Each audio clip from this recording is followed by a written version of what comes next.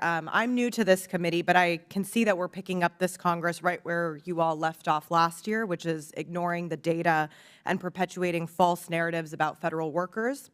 It's obvious that this hearing is no more than a politically driven attempt to peddle a myth about the Social Security Administration just to serve the incoming Trump administration's billionaire-led assault on the very federal agencies that are designed and working to serve the American people. So let's set the record straight. Under the Biden-Harris administration, Social Security made dramatic improvements to its ability to deliver services to working Americans. And incredibly, it accomplished that despite House Republicans' hell-bent refusal to give the Social Security Administration the funding that it needs to succeed.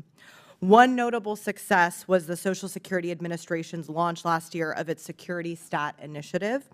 Governor O'Malley, could you tell us how Security Stat works and how it has improved customer service at SSA?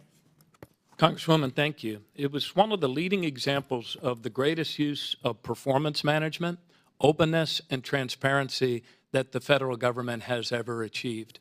So imagine, if you will, we gathered on a regular, repeating basis, not annually, like a lot of governments work, but every 2 weeks, every 2 weeks, every 2 weeks, in an agile approach where we set 2-week deadlines, and we ran plays in between. So at the headquarters, we would gather all of the deputy commissioners, the most relevant ones, not all of them, around the table, and we would look for one blessed hour at a thorny problem, like solving the problem of the huge wait time on the 1-800 number.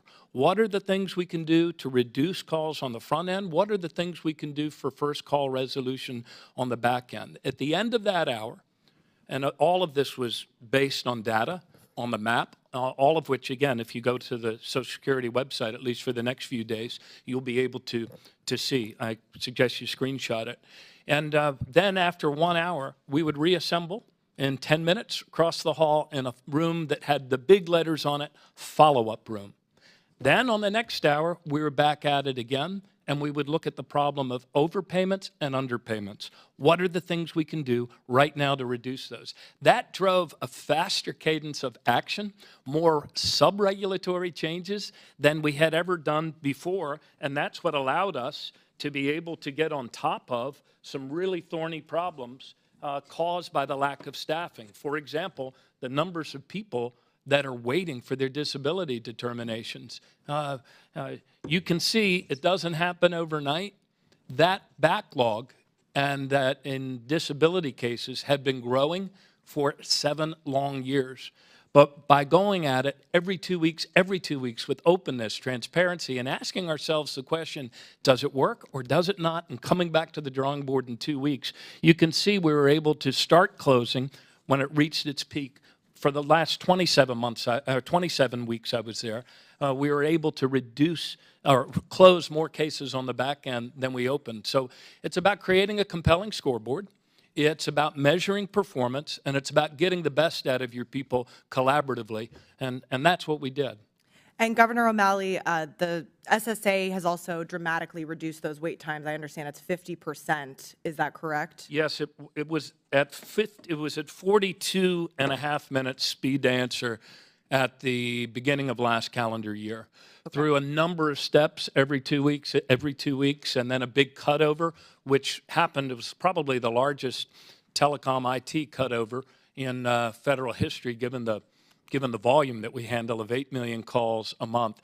In September, we cut over from an underperforming clunky system and managed to achieve cost savings, and also had a better system that got that speed to answer down to 12.8 minutes. Wow. 12.6, excuse me. And for the first time, we're able to offer people callback assist, just like they get from, their bank or any other, customer-facing entity that they deal with in the private sector. Governor O'Malley, that is a remarkable improvement. How did SSA accomplish this? Did you hire thousands of more workers to get this done? No, it was with fewer workers. We did bring on some expert telecom people in order to manage that cutover, but they were on a contractual basis for a short period of time. We have been shedding staff. What a lot of people in Congress don't understand is that to level fund this agency means that the agency, since its fixed costs go up by $600 million, it has to shed $600 million worth of staff.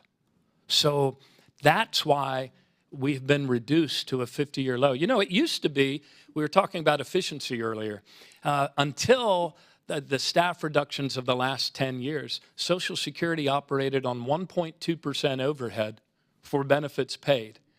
And we operated at a high level of customer service. At that 1.2%, if you compare that to Allstate operates at 19% overhead for benefits paid. Liberty Mutual, Liberty Biberty, operates at 23% overhead. So when we operated at 1.2%, it was a high level of customer service. And you all could restore that 1.2% if you chose to. You could take it all out of the trust fund. It wouldn't advance the depletion date by more than 30 days, and you wouldn't add a dime to the national debt because people already paid for the customer service that these congressional staff reductions are now denying them. Thank you. Thank you. Gentlelady.